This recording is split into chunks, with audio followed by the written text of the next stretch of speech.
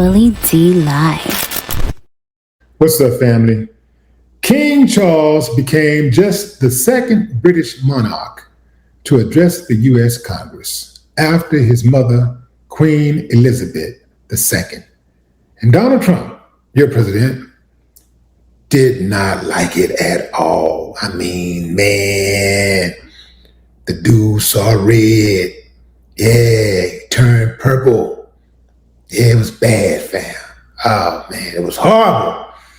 Yeah. I want you to see if you can pick up what King Charles put down during his address to Congress. And I want you to pay special attention to Justice Stephen Breyer.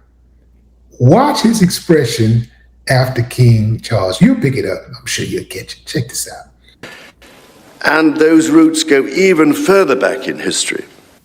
The U.S. Supreme Court Historical Society has calculated that Magna Carta is cited in at least 160 Supreme Court cases since 1789, not least as the foundation of the principle that executive power is subject to checks and balances.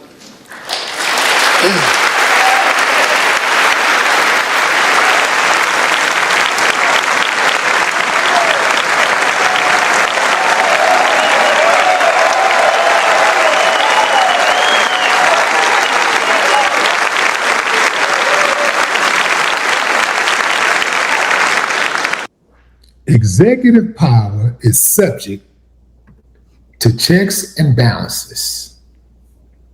Executive power is subject to checks and balances.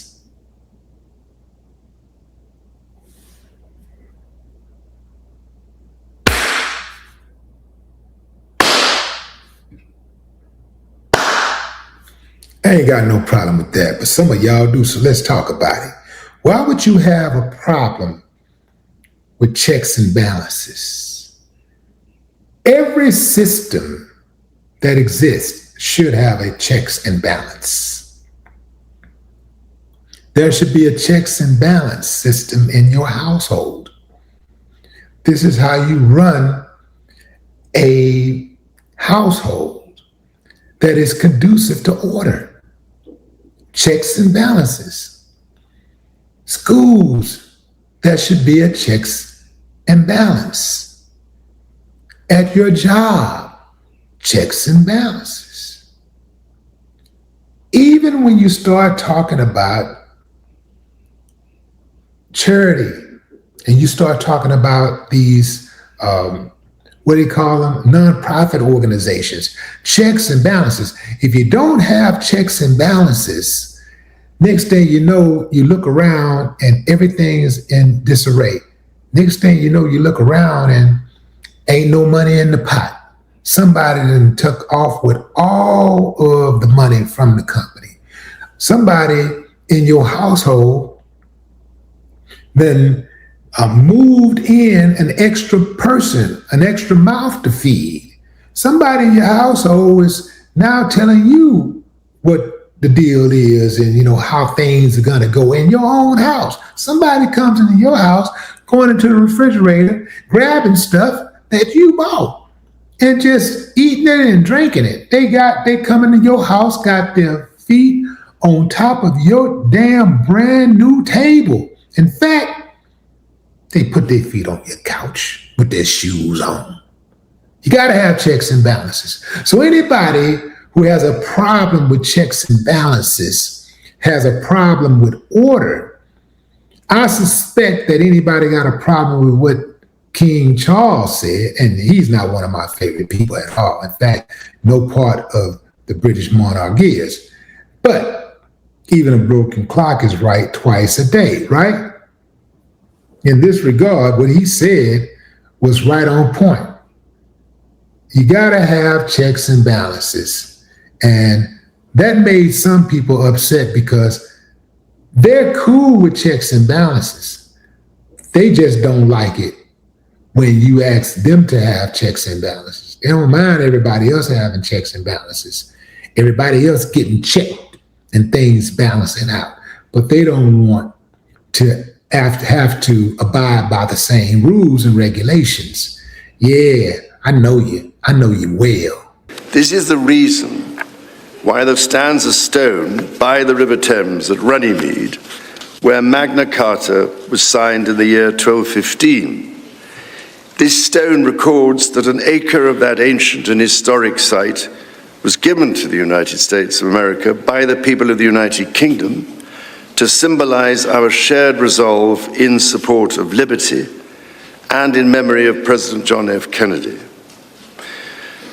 Distinguished members of the 119th Congress, it is here in these very halls that this spirit of liberty and the promise of America's founders is present in every session and every vote cast.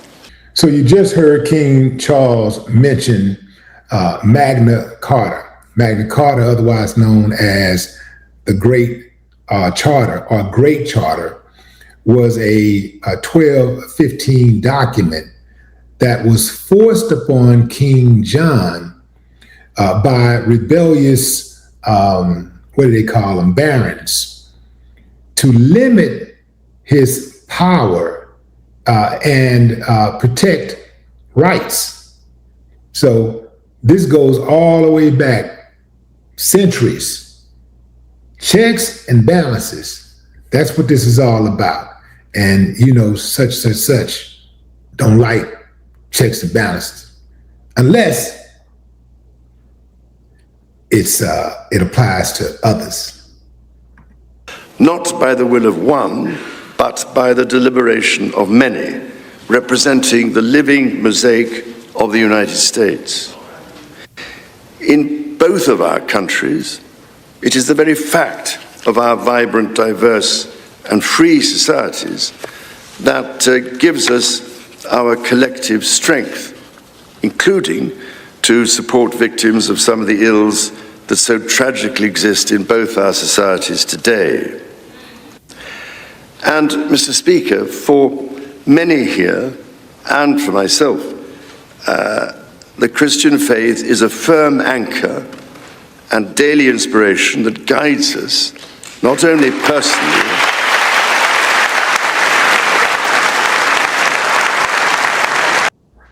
these demons talking about the Christian faith. These are same dudes who bombing on countries illegally.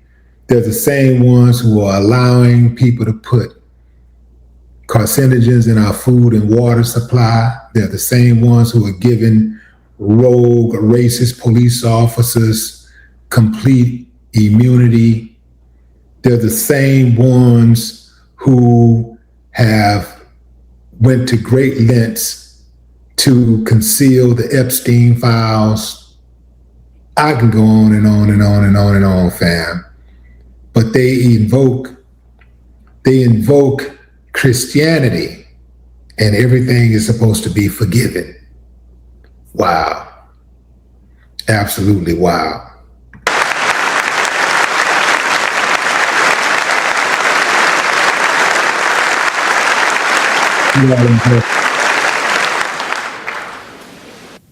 that guides us not only personally, but together as members of our community.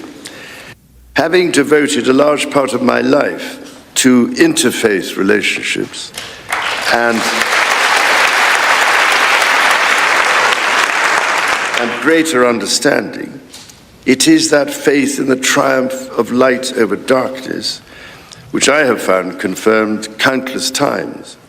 Through it, I am inspired by the profound respect that develops as people of different faiths grow in their understanding of each other.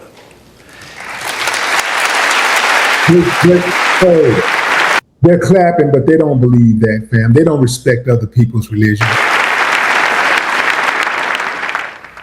It is why, it is my hope, my prayer, that in these turbulent times, working together and with our international partners, we can stem the beating of plowshares into swords. I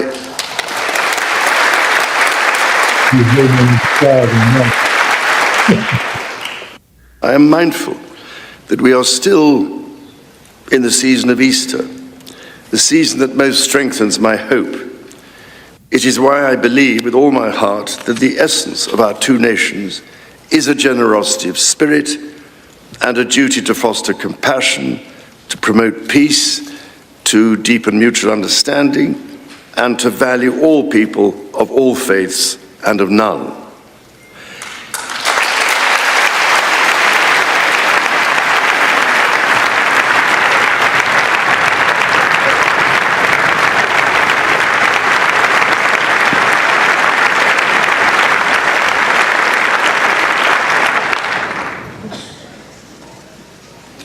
The alliance that our two nations have built over the centuries, and for which we are profoundly grateful to the American people, is truly unique.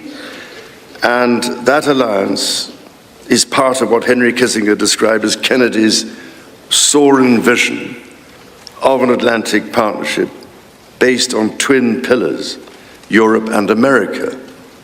That partnership, I believe, Mr. Speaker, is more important today than it has ever been.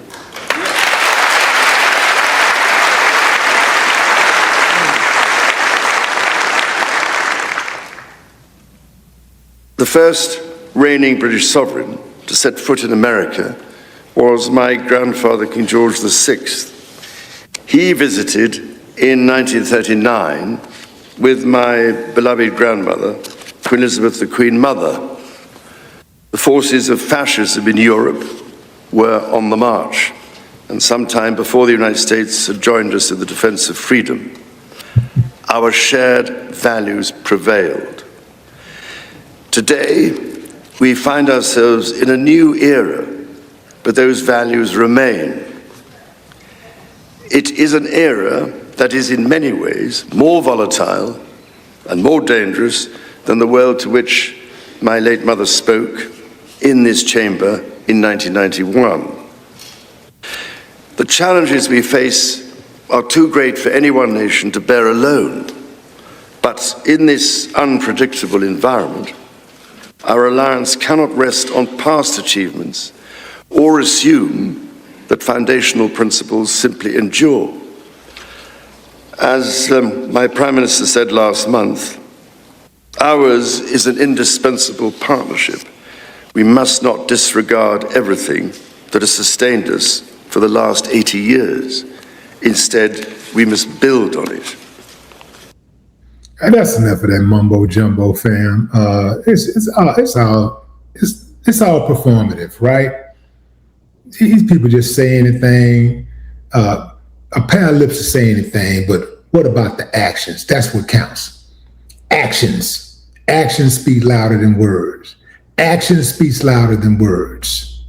So when you listen to what they say and then what they do, it's two separate things.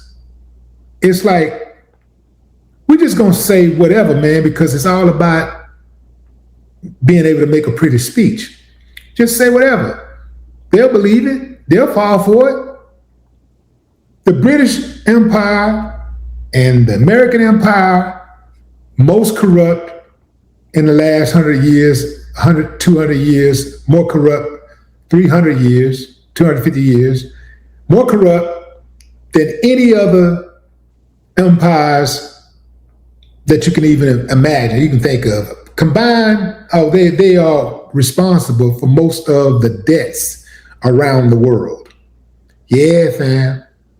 Most of the invasions, the military interventions, the murders, the mayhem, the chaos, that so-called U.S.-British alliance. I'm not feeling it, fam. I'm not buying it.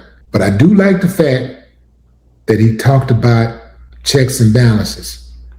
And that's enough. He's, after all of that stuff he said all that other pretty stuff about America and Britain's partnership. But when he said that checks and balances stuff, that was enough to make Trump blow a fuse. Oh, you better believe he's somewhere right now fuming. He got a new name for King Charles already, because he good with like derogatory nickname. So he got a new name for him, you better believe. Yeah. I heard that when he first heard the speech, when King Charles started talking about checks and balances, I heard when Trump first heard the speech, he boo-booed on himself. Now, I haven't been able to confirm that, but I heard he did boo-boo on himself. So that's why you didn't see him on the video. But anyway, fam, drop a comment. I'd love to hear your thoughts. No more talk.